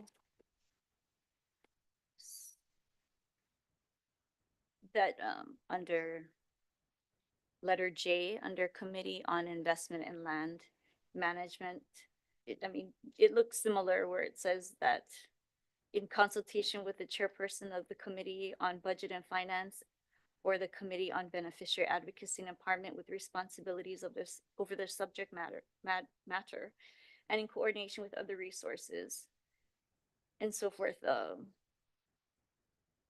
Example, Board Council Administrator, Corporate Council Ethics Commission, develop training and orientation programs for trustees, including materials relating to trustees' roles and fiduciary responsibilities and ethical obligations. So is that kind of being? Yeah, and I think to a earlier point, there really was nothing that described the role of the vice chair. If you look at the current bylaws, I think it's one sentence. And I think the vice chair takes on a lot more kuleana than our current bylaws actually states and implies. And this gives, it's explicit, it tightens things up and it empowers the vice chairs to be able to, and designates these responsibilities and his kuleana with them, to be able to do training, to be able to do orientation programs, to ensure that our various now 3 standing committees and the board's meetings minutes are being published on time. So it's adding an additional quarterback to these 2 very important duties and responsibilities, whereas prior that didn't exist under the wheelhouse of the vice chair. There was nothing that defined what that role should do except assume the role of the chairperson in the event the chairperson is unable to perform his or her duties. Again, it's really, if the board thinks that this is something we should incorporate, then we should entertain it, discuss it, and decide what we want to do. Trustee Aquino? I know we're going to discuss this further in executive session. I just wanted to raise a question that we may address there. Is it correct, my understanding, that we as a board vote for vice chair? We do that at our first meeting. Yes, yeah. Then I'm wondering if it's consistent with that the chair would select his successor. Should we not perhaps vote for that to determine the successor, keeping in mind the fact that originally we voted Sure. for vice chair? Just That a makes sense. question to throw into it. It makes sense. Thank you. So, based on what Trustee Aquino is saying, is it where then we'd be looking at a process to, like, when we're voting on who the chairperson and vice chairperson is of the board by the different positions, are we redoing that process? Where we have to again vote specifically for the vice chair, co-chairs? What I'm referring to is that should we have 2 vice chairs, I'm suggesting that perhaps it's the board that should determine which vice chair is the immediate successor to the chair in the event of that absence. One suggestion is, as the language is currently written, the chairperson is designating or offering a suggested replacement for him or her, and that be put to a board vote, which is what you're suggesting. That could be a process, ratification. Sure, to ratify that decision. And I'm aware that this question may require further thought, so I'm Right. just throwing it out there That's as a good thought. an agenda item Sure. for our executive session. Thank you.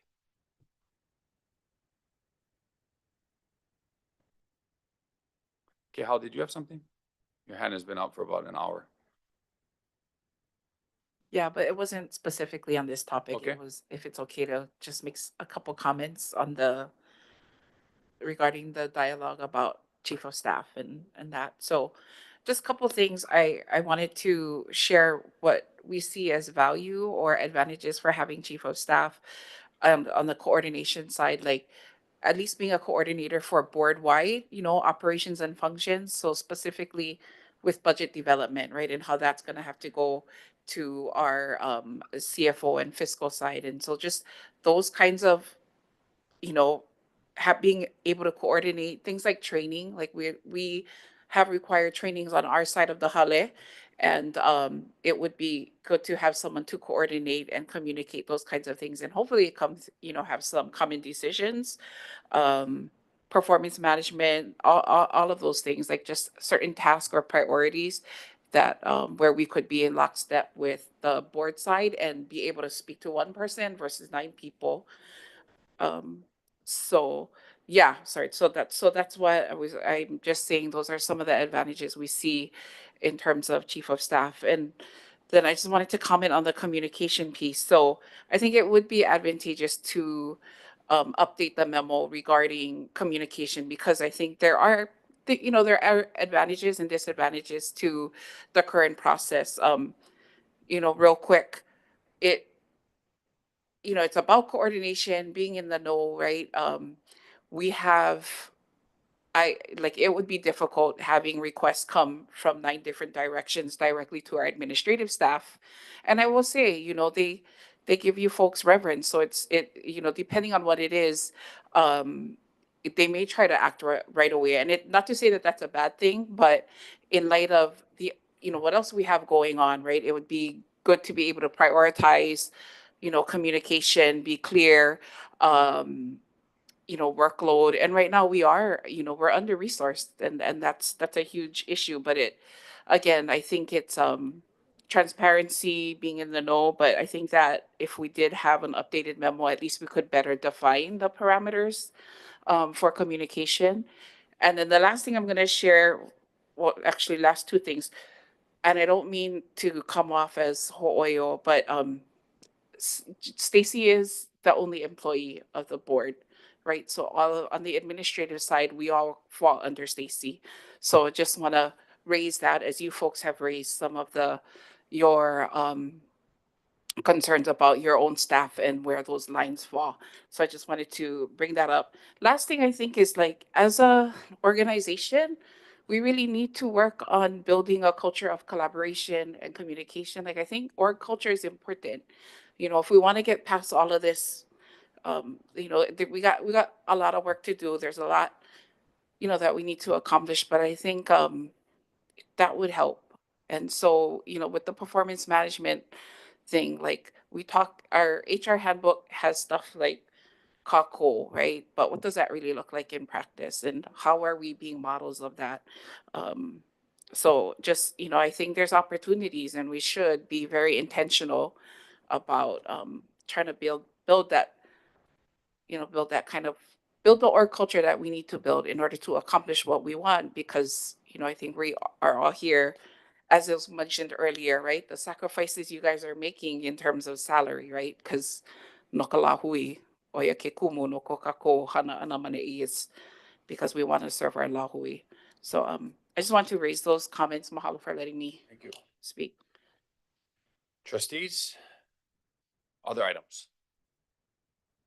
And I think just for clarity's sake, we're not going to take any board action today on this. Just so everyone's clear. It's a good discussion we're having, and everyone's getting deep down into the red line track changes, and that's a good thing, And so Everett is taking our feedback back, and he'll bring something back to us, and we'll get a chance to review it and discuss it at our February 6th meeting.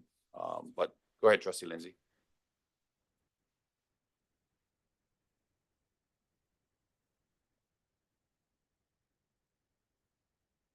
Under Committee on Investment and Land Management, I see that item J was crossed out, and I wanted to know why.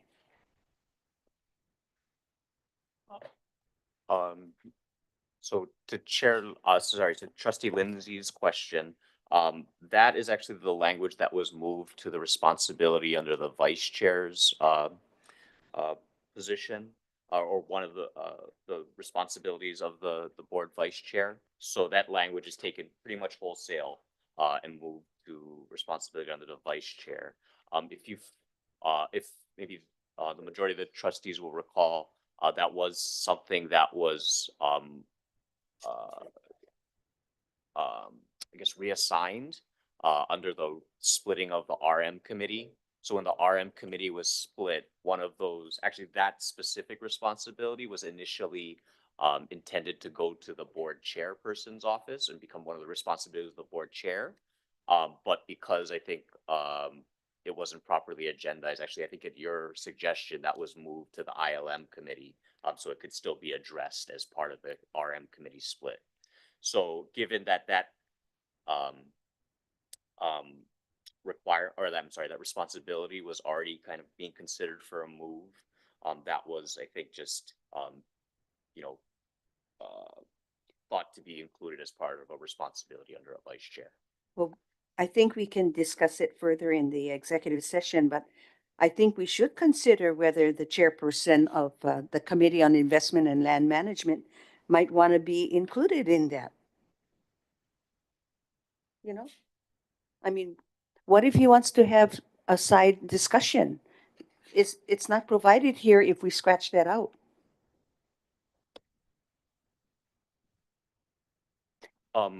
If I could maybe just address that, or just to maybe clarify, I think the intention was just to move the responsibilities of training and orientation programs to this vice chair position. No. But any of that training would just be done in consultation with the standing committee chair, with responsibility over the subject matter of that training. No, So I no. think that was the, Everett, I think you're looking at the wrong stuff. The one I'm looking at is oversee the performance of OHA's rights and obligations with respect to real estate not owned by OHA in its own name. And then the rest is scratched out. Now, he's the land chair, and he should have the opportunity to speak, but with the consultation of his co-chairpersons. Yeah, I'm not sure if I'm following, trustee I'm Lindsay looking at here. the draft, you know. Okay. So it's page 21.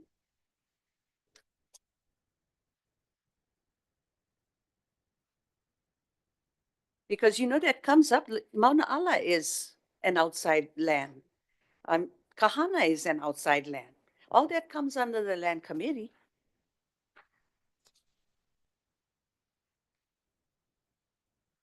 And it's coordinated with the developing of policies relating to the real estate assets. I guess the way I read it, Are you referring to under the ILM committee subject J? Yeah. So that one reads the cross out. I was gonna say the cross out, the crossed out language actually is moved. Again, is in consultation with the chairperson of the committee on budget and finance or the committee on beneficiary advocacy and empowerment with responsibility over the subject matter and in coordination with other resources.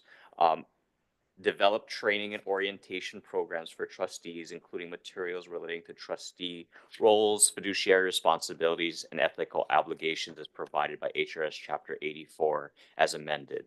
So that, I apologize, that wasn't taken wholesale from this section and moved to the vice chair's responsibilities, but what was changed was the references to those two other committees, and instead it was replaced with reference to the standing committees, which would include now the ILM committee.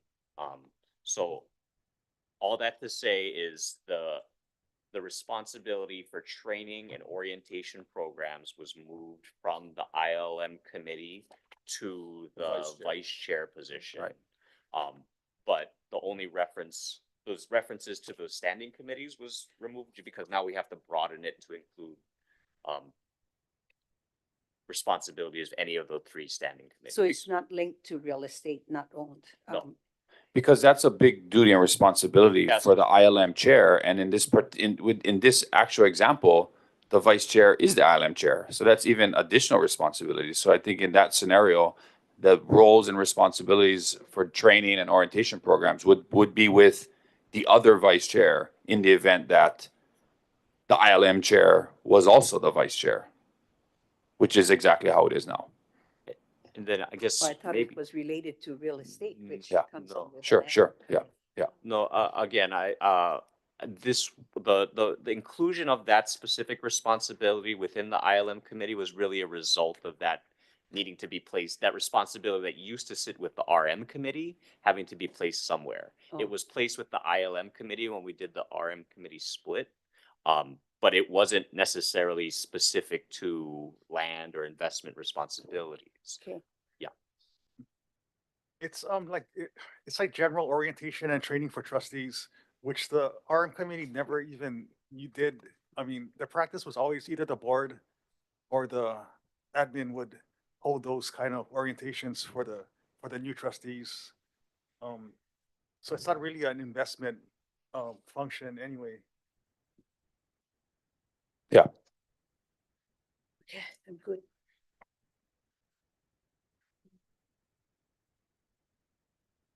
I see also on page 39 that the 39. chairperson of the board shall also be entitled to one additional staff position known as the BOT private secretary, and then I see that that's been removed. To trustee Akaka's question, that was the terminology under the bylaws, but that position is the board secretary Board secretary. position. So although it was called the BOT private secretary, I mean, that is what we've always referred to as the board secretary position. I don't think we've ever had it referred to as a private secretary. Is that your question? Mhm. Why private was taken out? No, it just, it was removed, like, that whole line. was Yeah, removed, and if you look at the current bylaws for Board of Trustees staff, it's, nothing is defined, right? This clearly defines the staff positions under the board suite, the chief, the board secretary, the aide, and the trustee secretary in clearly defined positions and in the roles and responsibilities they have, so. Other trustees? Anything else? Again, we're gonna go through this, look at a new draft and go through this again on February. It'll probably take us several iterations to get this right, but I think by the time we get to sometime in the spring, we're gonna have a pretty good, nice set of bylaws that complies with current statute and governs us the way that we think we should be governed. Unless any other trustees have comments, I just wanted to ensure that Jermaine's comment about the 3-minute testimony was spoken to and mentioned and discussed and potentially amended. I'm open to, you guys have been here a lot longer than I have, and I'm open to whatever thoughts that we have in regards to that. The idea is to run, efficient meetings, but also in the spirit of giving those that come to testify enough time to testify. As we saw yesterday, some went beyond their 5 minutes, some went under their 5 minutes. And so I'm open to keeping it the way it is. If that's what you guys think we should do, we can make it 10 minutes if you want. I mean, we can make it longer. We can make it shorter. It's really what we decide is an adequate amount of time that we can continue to run board business. As Chair Souza saw yesterday, his meeting went very, very long. And so the opportunity, I believe, he did fantastic. The opportunity to find that right balance between providing a testifier enough opportunity to share what they have, especially those that have flown in from the neighbor islands or come here.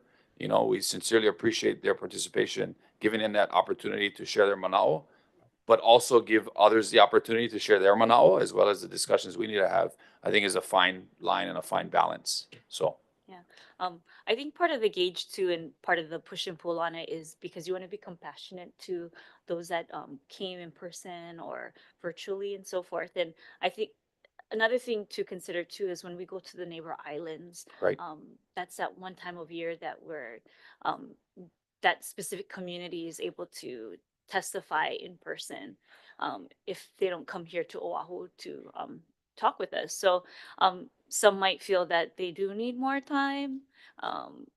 But the other factor too in our Hawaiian culture is that mindfulness of respecting our kupuna and so forth. And some kupuna might feel that they lived on this earth and contributed to our society and our people long enough that they should deserve more time. So it is a bit of a push and pull, and it tugs on all of us. And at the same time, the mindfulness of the timing and of all those that are present.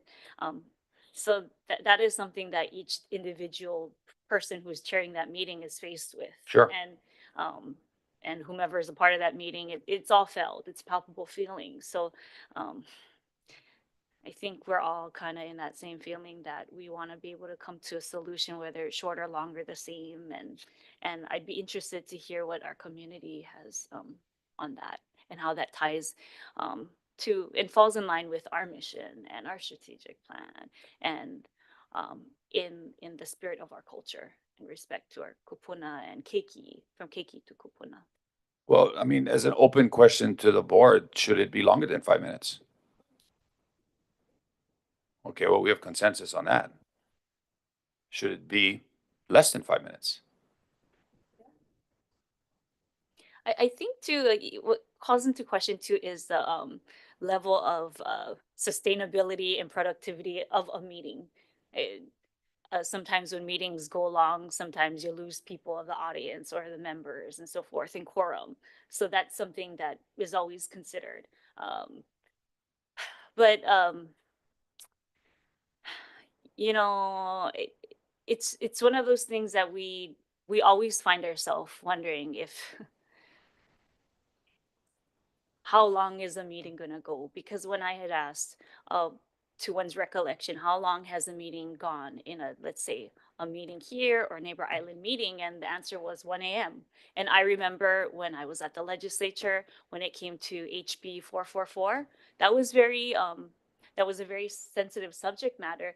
And the members of that committee went into the night until the next morning and and so forth. And there are many that lined up and they were very passionate and they wanted to give them that respective time. But some, as we've experienced, some people have a lot of great input that they want to share, and others tend to veer off of the subject matter. Right. And it's things that are repeated that might not necessarily be helpful to the conversation. So that is something to consider in terms of length of time and what makes sense. So And I think it's, at the chair's discretion. I think Chair Souza ran a pretty tight meeting yesterday, held everybody to the same standard, Mhm. which is great.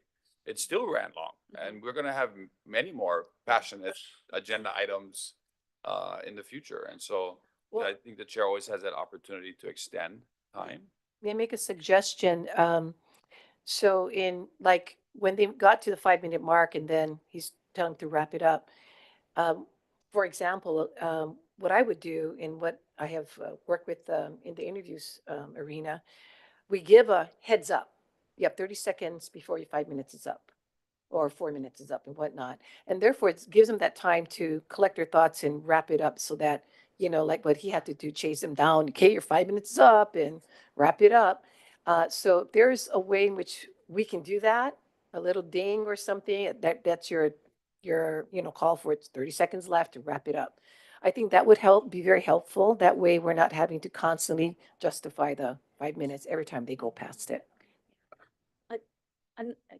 Another suggestion that I was thinking of too is that to release the pressure of that chair at the time or the trustees that are there and the staff trying to manage all this is ahead of time. And in my experience of chairing the Beneficiary Advocacy and Empowerment Committee, that was part of the solution seeking, is how do we mitigate things beforehand, before the meeting even fully start. So one of the things that I worked on with my team and with administration is finding the wording regarding a decorum, so that I, as a chair, stated the rules of decorum, and I said, okay, I want this for my committee, but can you please share it with the other committee chairs and the board chairs so that they have the opportunity to provide this language at the very head start of their meeting, so that there's no question that those that are in attendance, figuring that they were there from the beginning, that they are made aware of that time frame. And I think that it would probably be best if we have a system where it is very clear in person and online,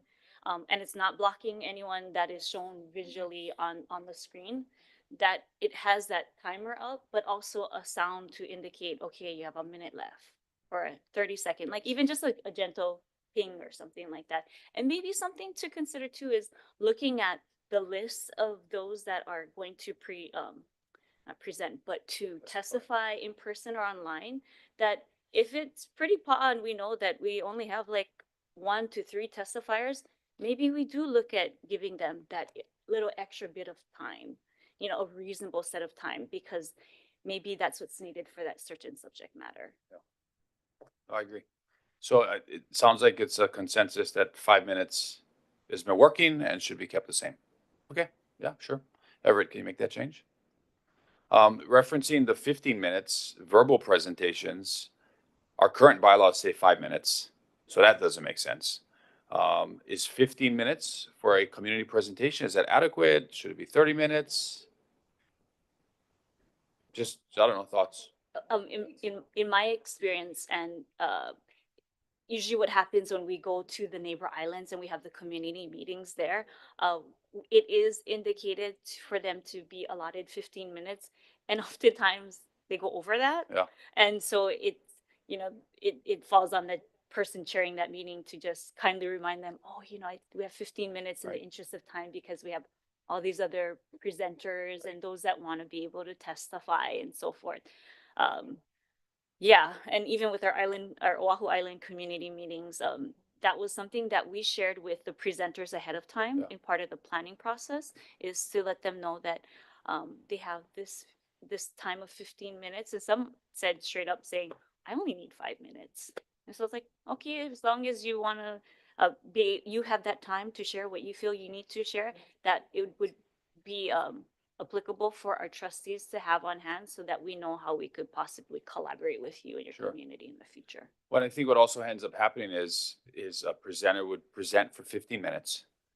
And then there's questions from Yeah. trustees. And before you know it, we've gone 30, 35 minutes, and they've ended up answering a lot of questions in their presentation, you know, and that added to their presentation. So I think 15 minutes is too long. Well, why don't you comment on that then and tell us why it's too long, Trustee Alapa? Okay, so if they've been given a heads up in their presentation, naturally, if I know I have this many minutes to get my point across or to share our thoughts, whatever it is, and it's a good opportunity for them to, you know, tighten up their presentation, to basically to state it, support it, and then to finish it, to get in, get out, and you're done. But you're able to allow that extra time afterwards. Because sometimes if these presentations go on forever, you're going to be there till 2 o'clock in the morning, whatnot. Oh, and that's just based on presentations, not even counting those that are going to come up and speak and testify. So maybe up to 15 minutes. They have up to 15 minutes. I don't know if that's the correct verbiage, but if we're going to have speakers or presenters, then like what you have done, Kalei, is to give them a background of what they should be doing during this timeline. It gives them a heads up. Okay, so try to keep it within this time. And remember, we have other people in front of you. We want to be mindful. And I think in being consistent with testifiers is to always to include, and I'm going to do this in my opening, is to inform our testifiers the idea of respect for others and their time, because they're waiting too. And then to give 5 minutes for one, but not to the other and so forth, it's not going to work. Or to give them a longer version, that's not, it's all about consistency. And I like the fact that our trustee Souza was trying to do that. And that is what has been missing. We need to have the consistency in the timeline.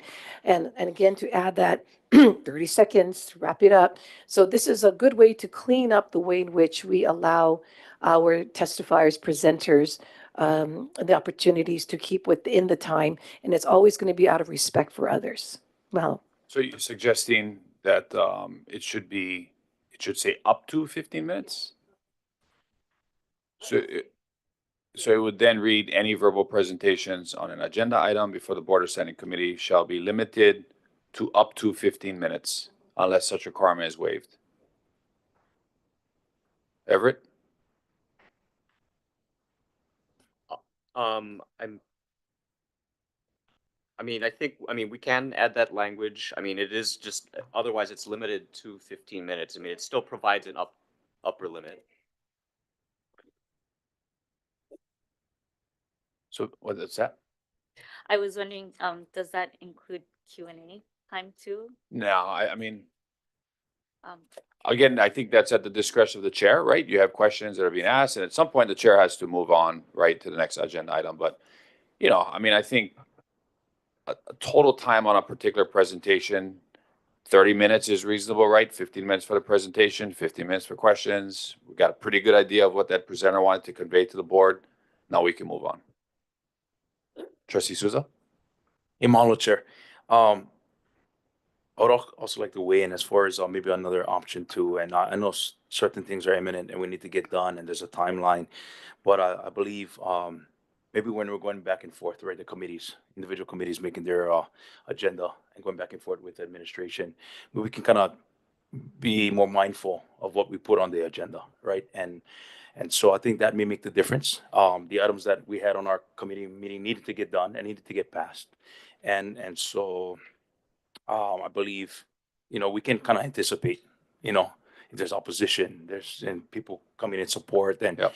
I think we had really no idea this last one, Right. how many people was actually coming. We received a few written testimonies, and so it's kind of hard to gauge. But I think if, you know, there's 4 action items. We can kind of anticipate there's going to Yeah. be comments, it's going to be public testimony. Yeah. And so I think if we kind of approach it that way, if the committee chairs and vice chairs and administration can kind of collaborate more and be more mindful of the agenda as a whole, then I think everything will kind of fall into place after that. That is just my suggestion. Mahalo. And I think to your point, Chair Souza, you're right. I mean, the standing committee chairs should be working together with admin, and this is another opportunity for the chief of staff to serve as your conduit to the admin to make sure that that is being quarterbacked, right?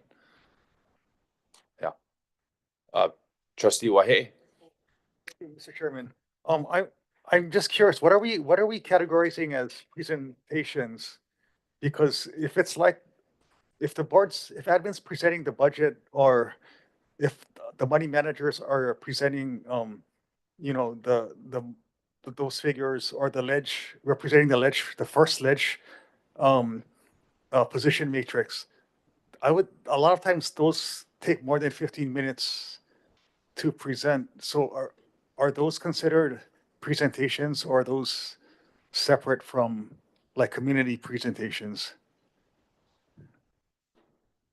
To Chair Wahe's question, I don't think it distinguishes. I think it just refers to those broadly as verbal presentations on an agenda item. So I think those are distinguished from testifiers who appear to speak on a particular agenda item, but aren't otherwise maybe the presenter on that item. That said, you know, there is the provision for a waiver. I think it's just here to provide a guideline for how long those verbal presentations generally take. And I think as Chair Kahele mentioned earlier, under the current bylaws, it's a 5 minutes. It's 5 minutes. Right now, it's verbal presentations are 5 minutes. So I think, you know, it's a good starting point for community verbal presentations, the 15 minutes. But to your point, if there's more robust presentations from admin on like what happened in our BAE committee yesterday, then clearly that's going to be longer, right? And I think that's a common expectation.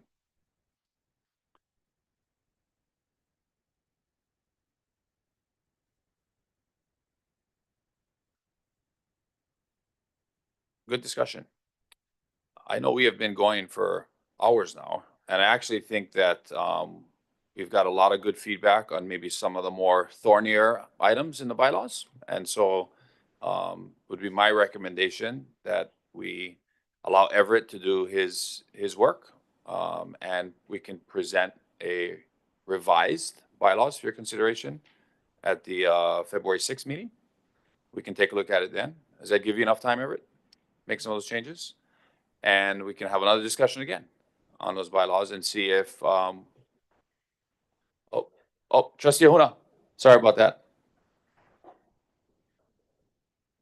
Sorry, I just have one more question, because when I was thinking about this after I heard our couple Nui speak, something's not right, and I want Everett. I just wanted to ask you this question. I don't know if our what we're trying to accomplish today is in line with the executive policy, the board, the executive policy manual. And the reason why I'm saying that is, wait, hang on. In the policy manual states in 3.10E that employees whose duties shall require supervision and direction by the BOT is not under the CEO. This is because 3.10E states that the CEO shall have a general supervision and direction of all employees of OHA and shall be responsible for the proper performance of their respective duties, with the exception of employees whose duties shall require supervision and direction by the BOT. This should be included in our bylaws for consistency purposes, but also ensure that employees have accurate information. So I don't know how the executive policy aligns with our bylaws is what I'm just trying to get Everett to look at, because I don't know if they align. I'm so sorry. And after I heard Kapanui say what she said, I looked it up and it doesn't align. So I just want you guys to look at that too. Thank you. Yeah, we'll take a look at that, Trustee Ahuna, and when we do the revision, we'll make sure that the executive policy manual aligns in our bylaws as it relates to trustee aides and secretaries. Yeah. I think one more thing too, in terms of off of what Trustee Ahuna is saying and how our bylaws match with the current laws or how we were even created. Like if you even look at 10/10 regarding the administrator, it does not say the CEO. Right. You know, so what we have in the bylaws doesn't reflect what the law says. Correct. So is that something that we want to look at too? Sure. And we definitely can bring that up in, we'll agendize an executive session on February 6th when we do the second look at the revised draft. And we'll give trustees a chance to talk to our board counsel about that.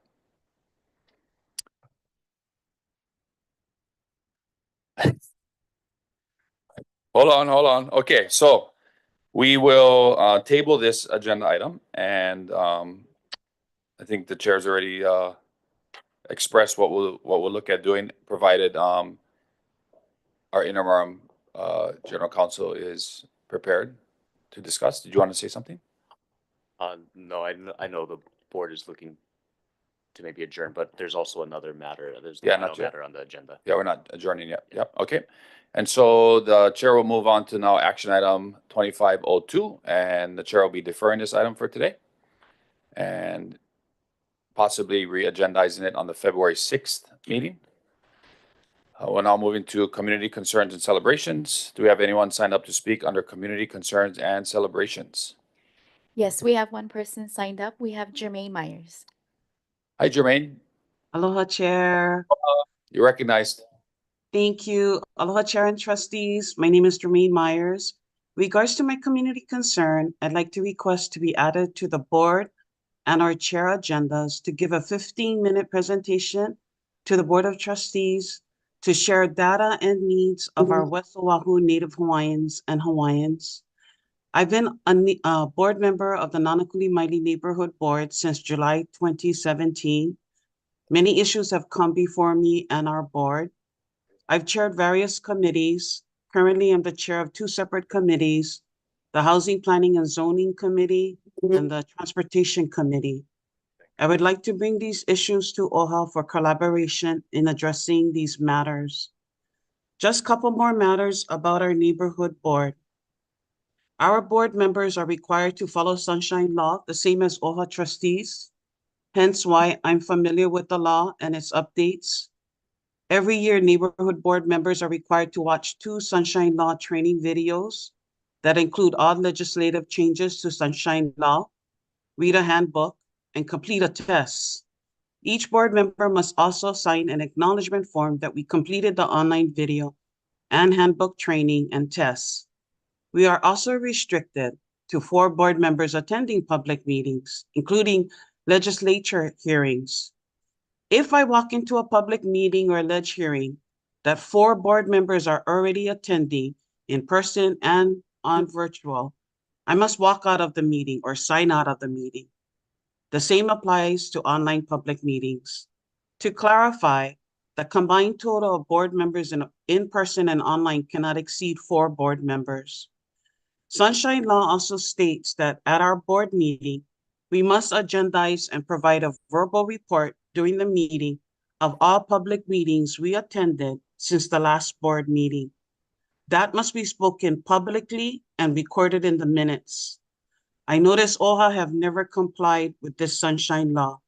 Just for you to know, I have told Sylvia and also on the first week of Stacy, I told both of them, check your sunshine law rules because you're not following them. And I just leave them with grace and mercy that they'll go into compliance. Another sunshine law rule that's being violated is demanding for testifiers to complete a form. Just like I'm online and raise my hand, the same applies to testifiers in the room. Sunshine Law strictly states that the board cannot demand the completion of a form in order to testify, or we don't have to sign up to testify. We can simply raise our hand when public testimony is being accepted on the specific agenda item, whether we're in the room or online. I hope admin legal counsel will look into this matter and inform the board. Most especially, it should be admin's kuleana to monitor legislature sunshine law changes and advise, update, and train the BOT trustees, aides, and staff concerning these changes after they take effect. Parliamentary rules. I recently attended various committee meetings in the past 2 weeks. I perceive that some committee chairs expect the vice chair of the committee to be the only trustee allowed to make a motion. I don't want to make a false assumption that this is the case or just coincidental.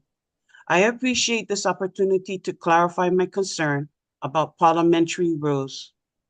Parliamentary rules states that the first person to raise their hand and be recognized by the chair is allowed to make a motion, comment, request, etc. But the chair is not to restrict motions to specific trustees. Also, the same with seconds. Administrative recommendations in the packet are recommendations. But during an agenda item, a trustee is allowed to ignore the recommendation and make a totally different motion. Also, when a testifier comes forward and states point of clarification, chair, or point of privilege, chair, it's to address the chair asking for clarification of a rule or to ask for permission for a special request. Point of clarification and point of privilege is not part of a testifier's testimony. It's asserting parliamentary rules.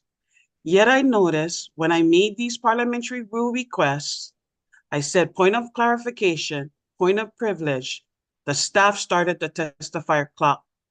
Asserting parliamentary rule is not testimony, therefore the clock should not be started. This is covered in sunshine law as well. Point of order is another such parliamentary rule. I appreciate if staff, trustee aides, and trustees receive training to familiar themselves with parliamentary rule if they will be managing the clock and our testifier time, especially if OHA was planning to lower our time from 5 minutes to 3 minutes. And by the way, before I finish, I just You have 10 wanted to seconds, say, Jermaine. is my time up? You have 10 seconds. Okay, 10 seconds. I just want to say I appreciate Vice Chair Souza.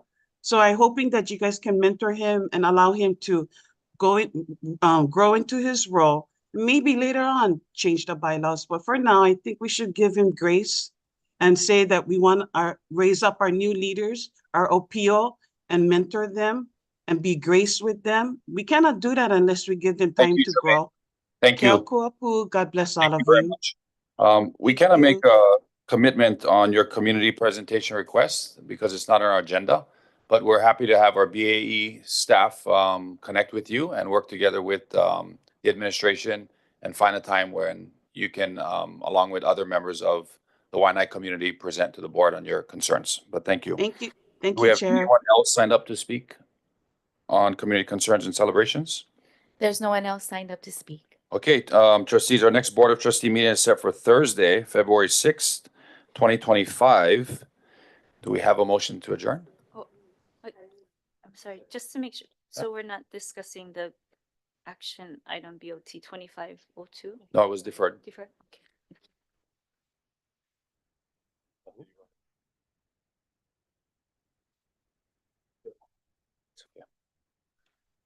Okay, we have a motion, second, roll call.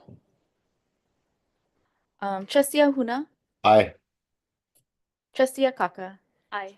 Trustee Akina, Trustee Alapa, Trustee Galuteria left the meeting. Trustee Lindsay, Trustee Souza, Trustee Waihe'e, and Chair Kahele. Aye.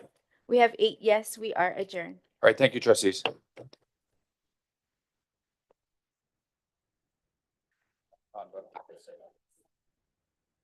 Thank you, Naive. Thanks for sticking around with us, man. Yeah, Oliver.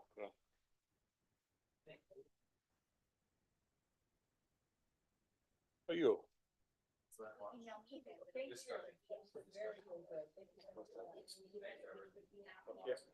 Yeah, it'd be just, you know.